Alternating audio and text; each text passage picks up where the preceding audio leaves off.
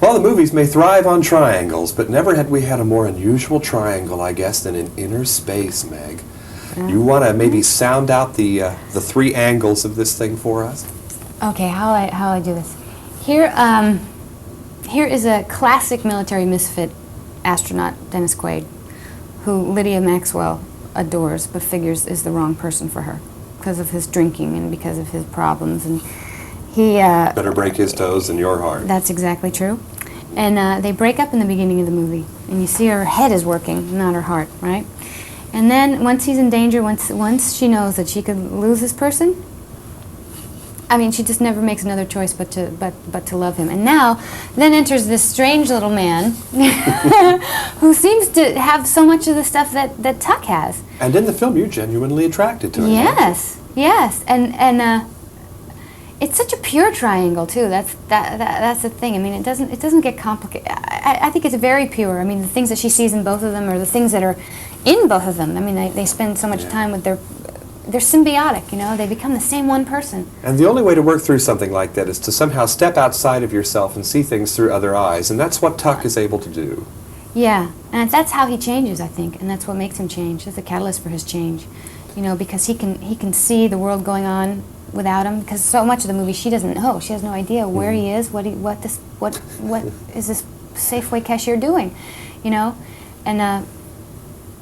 and then he's able to see things through your eyes and through your body. Now that is interesting. That's a really touching scene, isn't it? I mean, how does one learn he's going to be a dad? Here, it's quite unique. You know, great. And also the realization for her that he's in her, knowing like he's playing this music, their love song. It's a great love story, I think. I mean, it's just about, you know, sometimes when you're in love, you just don't have a choice. She has no choice about him. She's a total fool for this guy. Question, do you think in a movie that is so replete with visual effects and spectacular sight gags, do you think maybe some of us might be in danger of losing this nice triangle relationship? Well, I think the characters are really, really strong, and because that's something everyone thought about, you know, particularly Joe and the director and the three of us were saying how important it is, and I think that's one of the reasons that this movie really works, because you really care that these people get what they want, and their objectives are very clear, and they're all three really strong people. And all the stuff that happens around them is crazy and absurd, and it works because they have such compassion for one another. Now, it helps in ordering our priorities in life, I guess, to step outside of character like Tuck is able to do here. He literally can get inside of other people. Yeah. But let's say for Meg Ryan now, young actress and student, you're in high school, you go to college, and then suddenly a whole profession beckons to you. You haven't finished college yet. Where are your priorities right now? You know, I think it's like what I said about sometimes you just don't have a choice. Like I never ever thought that I would be an actress. I thought it was so insecure, and I thought I'm not pretty enough, and I'm not this enough, and I'm not that enough. Now, where did you get that idea? Well, I mean, why didn't you think you were pretty enough?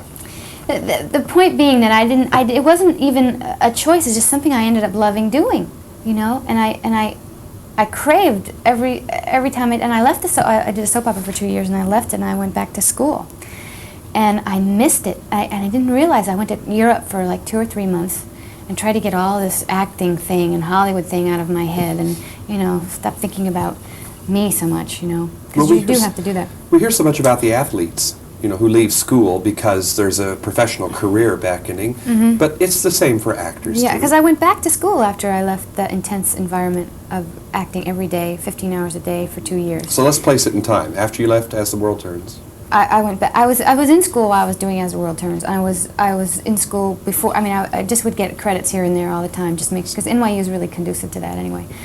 But so when I realized how much I missed it, and I just consistently made choices in my life to pursue it more and more. I thought, you know, if I'm going to be it, I'm going to go to LA, and I'm going to try it. I'm going to give it 100%. And if it doesn't work, it doesn't work. And I know I'm a smart person, and I know I can do any number of things. But here's something I love. Why don't I just try it? And again, if you can do something, anything, out of love for it and make a living at it, you are one of the blessed people in the world, I think. As determined as you sound, was there at least one major factor that tried to persuade you against going to LA like that and committing to it?